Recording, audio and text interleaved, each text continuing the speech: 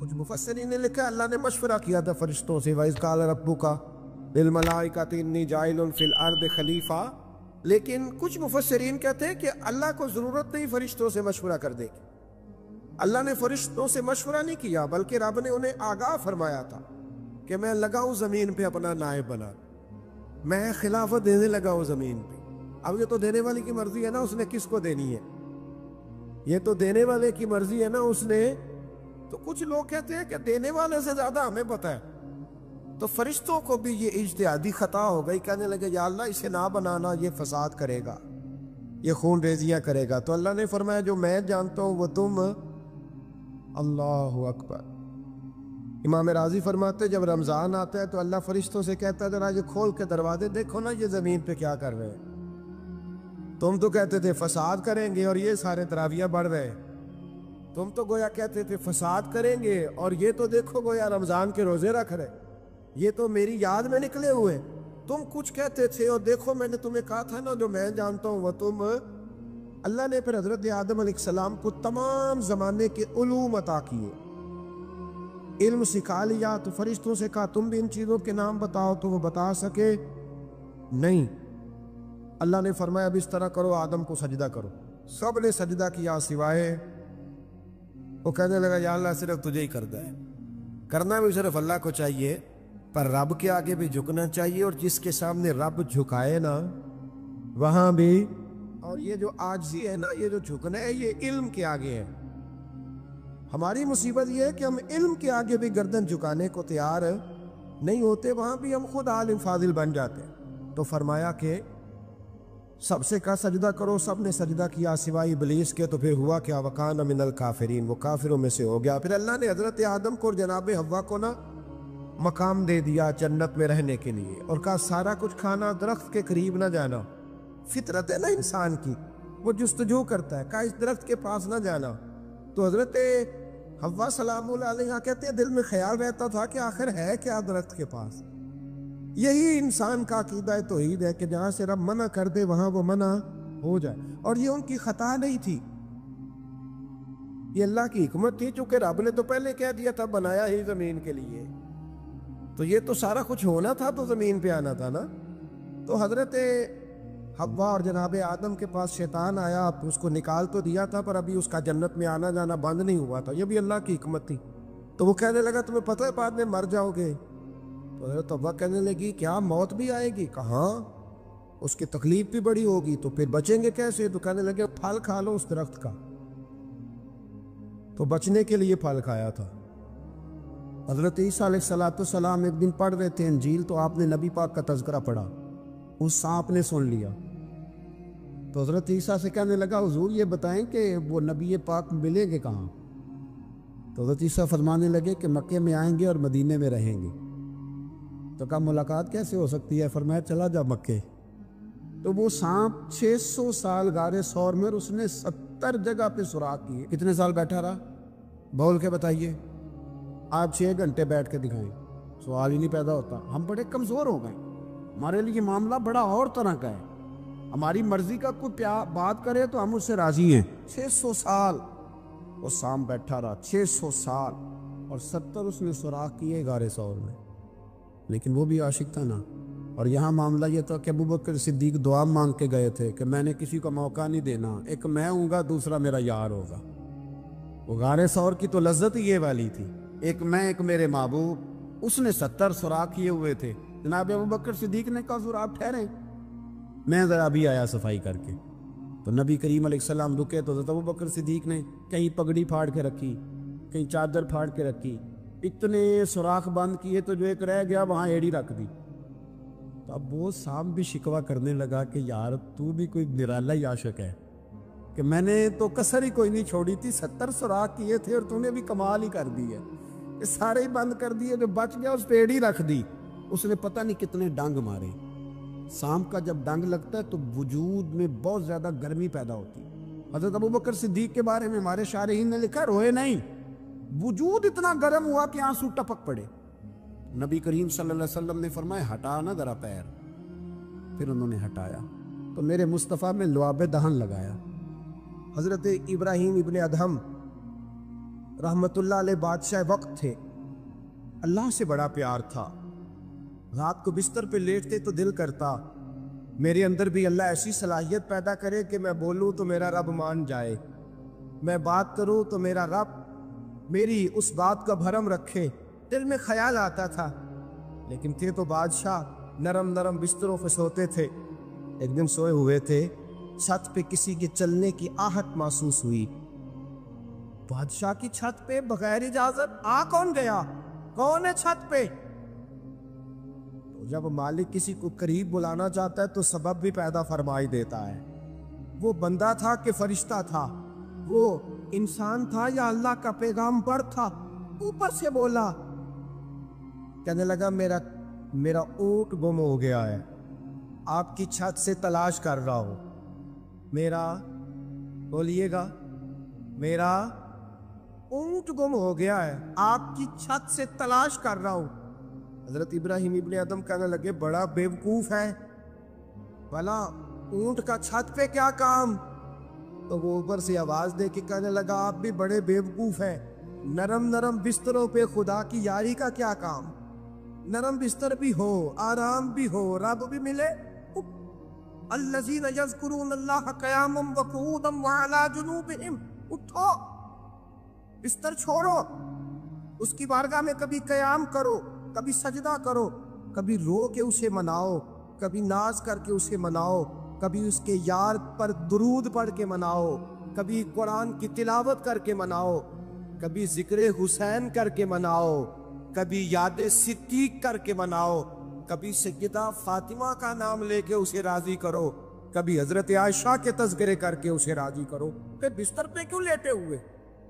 حضرت ابراہیم بن ادم فرماتے دل پہ چوٹ کر گئی بات، اٹھا، بادشاہی چھوڑ دی، جنگل میں نکل گیا، اس کی یاد میں لگ گیا، چھوڑ دیا سارا کچھ۔ ایک دن دریا کنارے بیٹھے، سوئی دھاگے کے ساتھ اپنی قمیض سی رہے، پرانے دور کا وزیر گزرا، اسے بڑا ترس آیا، آگے کہنے لگا بادشاہ کیا آپ نے کھپ پایا؟ دیکھو نا کتنی آپ کی سلطنت تھی، کیسے عیش و عشرت تھے، ایک اشارہ کرتے تھے تو سارا ملک اکٹھا ہو جاتا تھا، اب آپ کو کپڑے سی کے دینے والا بھی کوئی نہیں رہا، اپنے ہاتھ سے آپ کپڑے سی رہے ہیں، یہ کیا آپ نے اپنا حال کر لیا ہے؟ جے تو وکیا عشق بازار بھی نہیں، جے تو چڑھیا اتے بار بھی نہیں، ایڈا سستا سودا پیار بھی نہیں، ایٹا سوکھا لبدا یار بھی نہیں، کئی جنگل گانے پیندے نے، کئی دوزخ لگنے پیندے نے، جو اس ملوں بھی مل جاوے، ایڈو سستا ہور گپار بھی نہیں، کچھ سمجھ نہیں آندی لوکاں نوں، اوکا دے نال شہید کرے، ڈٹھی یار دے ہاتھ تلوار بھی نہیں، پر او دا خالی جاندا وار بھی نہیں۔ مانے لگے وہ کیسی بادشاہت تھی اور یہ آپ کو کپڑے سی کے دینے والا بھی کوئی نہیں۔ اللہ کے بندے زیادہ باتیں نہیں کرتے، کام زیادہ کرتے ہیں، وہ پاسوں میں نہیں الجھتے، وہ عمل کی دنیا میں آگے نکلتے ہیں، بول بول کے اپنا آپ ظاہر نہیں کراتے، وہ اپنے کردار سے اپنا آپ ظاہر کراتے ہیں۔ سوئی کے ساتھ کپڑے سی رہے تھے، سوئی دریا میں پھینک دی، بولے کچھ نہیں، اس نے کہا کہ وہ بادشاہت کتنی اچھی، جواب کچھ نہیں دیا، سوئی پھینک دی۔ اب دیکھا وزیر کی طرف نگاہ اٹھا کے، اب دوبارہ کہنے لگے مچھلیوں میری سوئی تو واپس کرو، مچھلیوں میری سوئی تو واپس کرو۔ ہر مچھلی اپنے منہ میں سونے کی سوئی لے کے برآمد ہو گئی، فرمانے لگے سونا تو چھوڑ آیا ہوں، مجھے میرے والی چاہیے، اس کو تو چھوڑ آیا ہوں، پھر مجھے وہی لالا کے دکھاتی ہو، چھوڑ آیا ہوں میں، مجھے سونے کی ہاتھ میرے والی سوئی لاؤ۔ ایک مچھلی سوئی لے کے آئی، حضرت ابراہیم بن ادھم سوئی پکڑی، پھر سے کپڑے سینے لگے، ایک جملہ جواب میں، اس وزیر کی اتنی لمبی چوڑی تکڑی اور ایک جملہ جواب میں، یوں نگاہ اٹھائی، فرمانے لگے وہ حکومت اچھی تھی یا یہ حکومت اچھی ہے؟ وہ حکومت اچھی تھی یا یہ حکومت اچھی ہے؟ پتہ اس کا اثر کیا ہوتا ہے؟ کردار دکھانے کا، کردار دکھانے کا، خدا کی محبت دکھانے کا۔ حضرت ابراہیم بن ادم فرمانے لگے اس وقت تو دنیا میری ڈر کے بعد مانتی تھی، اب اللہ سے پیار کیا ہے تو اللہ نے ساری مخلوق کے دلوں میں میری محبت پیدا فرما دی۔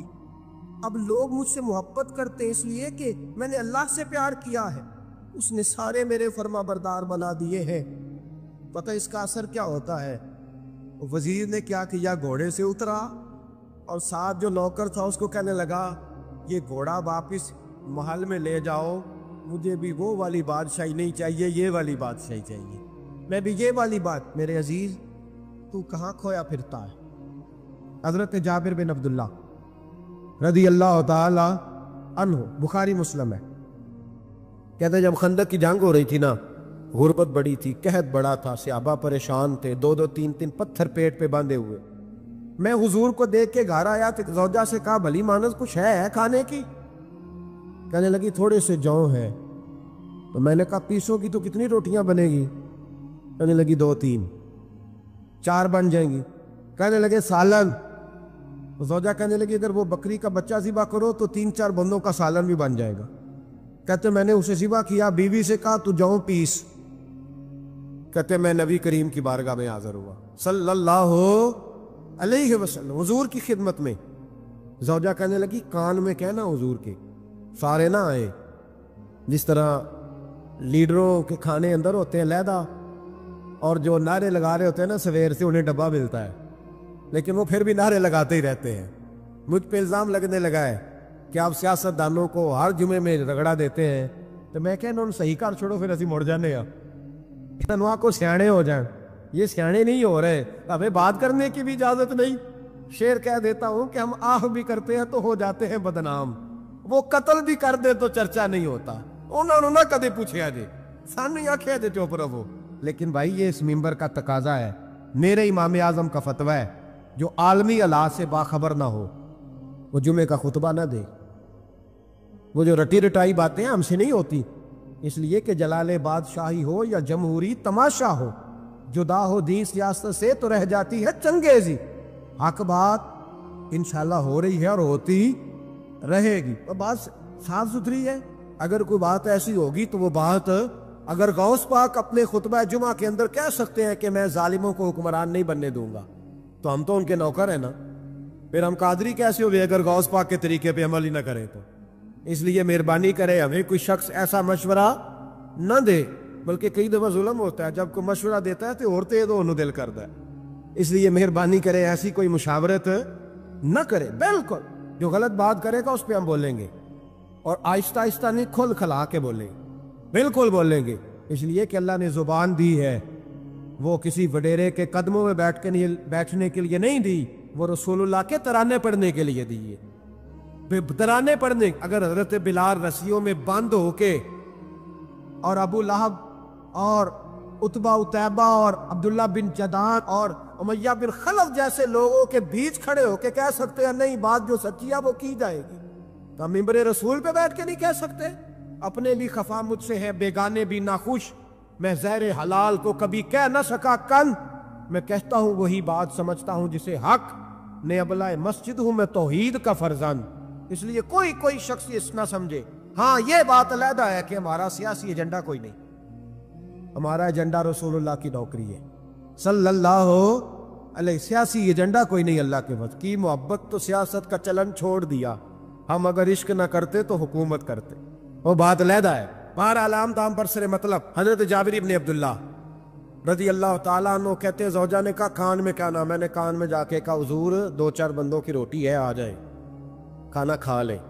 وہ والا رنگ نہیں تھا نا کہ لیڈروں کا کھانا اور کارکنوں کا کھانا چلو اور گل کر لینے، پیران دی یخنی تے روٹیاں پہ ہو کے کہندے حضرت جی بیمار نے تے مرید لنگر کھانے دے شفا ہے، تے میں کہا تو بھی کھا مار تینوں بھی شفا ہو جائے گی، تو اپنے لیے تے چوری پکائی اندر، یہ رنگ وہاں نہیں تھا۔ میرے نبی پاک سید عالم صلی اللہ تعالیٰ علیہ وسلم کے کان میں کہا حضور 4-5 بندوں کی روٹی ہے، حضور باہر نکلے خندق سے، باہر نکل کے فرمایا چلو بھئی سارے، جابر نے کھانا پکایا ہمارا۔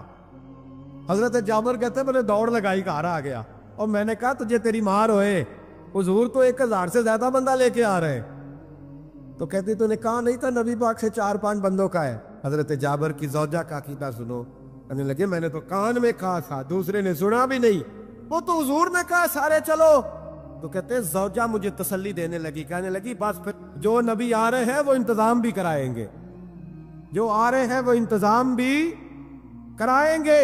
کیا کہا مولانا حسن رضا نے؟ قلم توڑ دیے، کہنے لگے آج جو عیب کسی پر نہیں کھلنے دیتے، آج جو عیب کسی پر نہیں کھلنے دیتے، ارے کب وہ چاہیں گے میری حشر میں رسوائی ہو، دل میں ہو یاد تیری کوچائے تنہائی ہو، پھر تو خلوت میں عجب انجمن آرائی ہو۔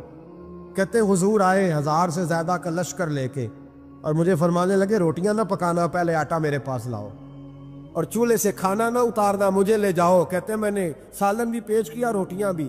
حضور نے تھوڑا سا لواب دہن آٹے میں ڈال دیا، لواب دہن، تھوڑا سا لواب دہن ہنڈیا میں ڈال دیا، فرمایا اب نکالتے جاؤ اور کھاتے جاؤ، میرا جوتا ہو گیا، اب نکالتے جاؤ۔ حضرت جابر بن عبداللہ کہتے ہیں 1400 بندے نے کھایا، ہمیں نہیں پتا روٹیاں کدھر سے آئیں، اتنی برکت ہوئی پتہ نہیں کدھر سے آئی، سالن پتہ نہیں کدھر سے آیا۔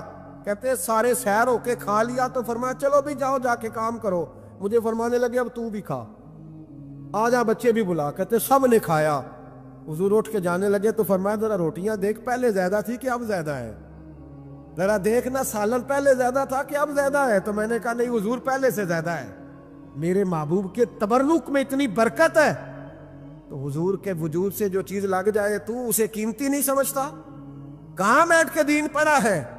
یا ہمیں سمجھا لے یا پھر ہم تجھے سمجھائیں، صحیح تینوں سمجھائیے تو صحیح کر کے سمجھائیے۔ ان لوگوں کو گمراہ کرتے ہو، اتنا غلط نظریہ، اس قدر غلط ہو۔ میں نا غار ثور پہ چڑھنے لگا تو مجھے وہاں ایک نیچے صاحب مل گئے، کہنے لگے اتھے کی لین چلے ہو؟ میں کہ تینوں اسی اتھوں میں نہیں پوچھ کے آیا جدو کرو آئے ہیں، اتھوں میں نہیں تینوں پوچھنا بے لیا، تو غلط فہمی دا شکار ہے۔ کہنے لگا وہ تو حضور تو کام سے گئے تھے، آپ کو کیا کام ہے؟ میں کہ ایسے لئے ٹائم نہیں تیرے نہ گل کرن دا، اس وجہ سے کہ سانو تے غار ثور پہ یاد آؤندی ہے۔ وہ واپس آ گئے، عام آدمی تھا، خیر وہ کہیں سے آیا ہوا تھا، اردو بولتا تھا۔ تو میں ایک عمرہ کرنے کے لیے جارانہ سے واپس آیا تو طواف ہم کر رہے تھے، وہ بھی مجھے نظر آ گیا دوڑتا ہوا، میں انہوں آواز مار لی، میں کیا حضرت حاضرہ تے پانیاں سے دوڑیا سنتے تو کا تو چھالا ماری پھر دے او بیائی کولر تے جا بھی رام کر جا کے، کہندے نہیں انہاں دی ادا تے ادا کرنی ہے۔ تو میں کہ اگر تو حضرت حاجرہ دی ادا کرنی تے اسی حضرت ابوبکر صدیق دی ادا کرنی۔ عجیب آدمی ہے بھائی تو، عجیب بات ہے، لوگوں کا فلسفہ اپنا اپنا، اور پھر پکڑے ہم کہ اس بندے کو جو جواب نہ دے سکے۔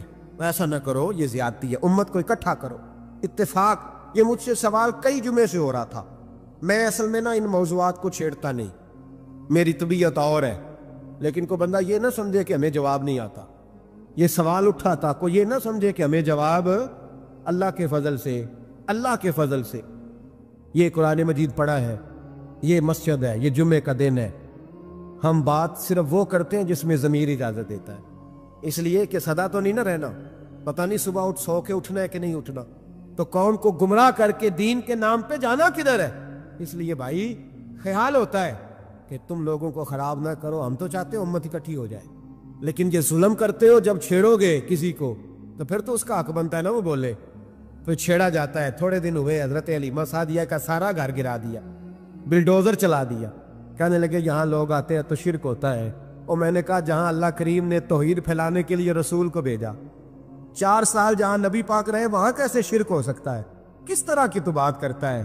بہرحال جہاں میرے نبی پاک بیٹھ جائیں وہ جگہ برکت والی ہو جاتی، اس جگہ کو چومنا مسلمان کا ایمان ہے، اس جگہ پہ سجدہ کرنا مسلمان کا ایمان ہے، اس جگہ بیٹھ کے تبرک حاصل کرنا یہ مسلمان کا۔ میں تو پہلی دفعہ ریاض الجنت میں داخل ہوا تو میرے ساتھی کہنے لگے کیا ہوا؟ میں کہا ادھر آؤ، لوکاں نو اگے جا کے ملنی، سانو ایتھے ہی لب گئی جے، روضۃ من ریاض الجنہ، بار حدیث لکھی ہے، حضور نے فرمایا جو یہاں آ گیا وہ جنت میں آ گیا۔ یہ ہے ارض جنت، یہ طیبہ کی زمین ہے، جنت بھی یہی، مال کے جنت بھی یہی ہے۔ ایک بات اور کرنی ہے، بڑی ضروری ہے، میری بھی اور آپ کی بھی ذمہ داری ہے، اس کو بھی ضرور کرنا چاہتا ہوں، سن لیں۔ محمود غزنوی نا گزر رہے تھے، یہ آپ نے نا میری طرف دیکھنا ہے، یہ بات سنتے ادھر دیکھو، خاص اہم مسئلہ ہے، اس پر بڑا ضروری ہے آپ کا متوجہ رہنا۔ محمود غزنوی کہتے ہیں میرے دل میں خیال آیا کرتا تھا ہمیشہ کہ میں واقعی سبکتگین بادشاہ کا بیٹا ہوں یا معاذ اللہ میرا باپ کوئی اور ہے، اور ایک خیال مجھے آتا تھا کہ قیامت واقعی قائم ہوگی، شک رہتا، اور تیسرا میرے دل میں خیال آتا تھا کہ یہ مولوی بیچارے کمزور سے ہوتے ہیں، تو حدیث پاک میں آتا ہے کہ علماء نبیوں کے وارث ہیں، تو یہ واقعی حدیث سچی ہے یا مولویوں نے اپنی شان کے لیے بنا لی ہے؟ کہتے شک تھے تین، میں کہتا نہیں تھا کسی سے، پر دل میں رہتے تھے۔ ایک دن میں ہندوستان کی ایک گلی سے گزر رہا تھا، تو دین کا ایک طالب علم نے کونے میں بیٹھ کے تھڑے پہ پھٹے پہ بیٹھ کے نا سبق یاد کر رہا تھا۔ اسے جب سبق بھول جاتا نا تو ایک ہندو کھتری کی دکان تھی، اس کے اندر چراغ جل رہا تھا اور ایک چھوٹا سا روشن دان تھا، اینٹ نکلی ہوئی تھی، وہاں سے نا ایک کرن بار آ رہی تھی روشنی کی۔ تو وہ طالب علم جب سبق بھول جاتا تو کتاب روشنی کے آگے کرتا، عبارت دیکھتا، پھر کونے میں جا کے یاد کرتا۔ محمود کہتے ہیں مجھے بچے کا ذوق بڑا اچھا لگا، میں نے اسے بلایا، میں نے کہا بچے تم لالٹین کیوں نہیں خریدتے؟ تو کہنے لگا میں یتیم ہوں اور رسول اللہ کا دین پڑھنا میرا شوق ہے، مدرسے میں پڑھتا ہوں پر غربت ہے، لالٹین نہیں۔ کہتے ہیں میں نے اسے تھپکی بھی دی اور لالٹین بھی دی۔ میں نے اسے کہا 2 سپاہیوں کی ڈیوٹی لگائی، جب تیل ختم ہو جائے تم نے تیل پہنچانا ہے۔ محمود کہتے ہیں زندگی میں بڑی نیکیاں کی تھی پر جتنا سکون آج ملا پہلے کبھی نہیں ملا تھا۔ کہتے ہیں شاہ کی نماز پڑھی تو دل میرا ٹھنڈا ٹھنڈا ٹھار، پھولوں کی سیت پہ میں سویا۔ کہتے ہیں آج تو میرے نصیب ہی جاگ گئے، نصیب ہی جاگ گئے۔ کہتے ہیں سارا شہر ایسے جیسے پھولوں کی طرح مہک رہا ہے۔ کہتے ہیں میں کیا دیکھتا ہوں کہ خواب میں میرے رسول تشریف لے آئے، خواب میری وچ ماہی آیا تے میں گل وچ پا لئیاں باواں تے ڈر دی ماری اکھ بھی نہ کھولاں کتے پھر وچھڑ نہ جاواں۔ اور کسی شخص نے کہا تھا چر ہویا مینوں ترلے لیندیاں کدی موڑ میرے ول واگاں، خواب میری وچ ایک وار جے آویں میں ساری عمر نہ جاگاں۔ کہتے حضور آئے خواب میں، ایک جملہ حضور نے کہا، ایک جملہ نبی پاک صلی اللہ علیہ وسلم نے کہا ایک، اور میرے تینوں سوالوں کے جواب دے دیے۔ ذرا دل کے کانوں سے سننا۔ کہتے ہیں محبوب فرمانے لگے او سبکتگین کے بیٹے، تو نے آج میرے ایک وارث کی خدمت کی ہے، میں قیامت کے دن تیری سفارش کروں گا۔ کہتے ہیں مجھے سمجھ آ گئی کہ میں سبکتگین کا بیٹا ہوں، مجھے سمجھ آ گئی کہ قیامت قائم ہوگی، مجھے سمجھ آ گئی کہ علماء نبیوں کے وارث ہیں۔